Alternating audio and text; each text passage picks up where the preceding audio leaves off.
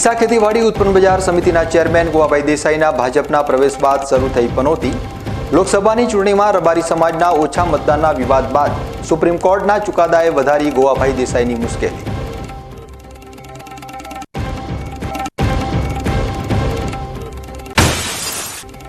આરોગ્ય માટે લાભકારક માનવામાં આવતા લીલા શાકભાજી ખિસ્સા માટે બન્યા હાનિકારક।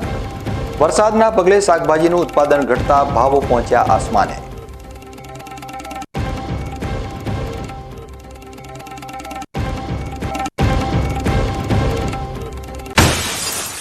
અમીરગઢ પોલીસે ચેકપોસ્ટ ઉપરથી ખતરનાક માનવામાં આવતા મેફેડ્રોન ડ્રગ્સ સાથે 2 શખ્સોની કરી અટકાયત।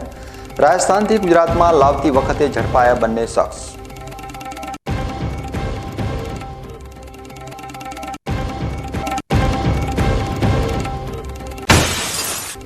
બનાસકાંઠા જિલ્લામાં ગણેશજીની ઇકો ફ્રેન્ડલી મૂર્તિનું વધ્યું ચલણ। પાલનપુરના બજારોમાં ગણેશજીની ઇકો ફ્રેન્ડલી મૂર્તિ ખરીદવા ભક્તો દર્શાવ્યો જબરજસ્ત ઉત્સાહ।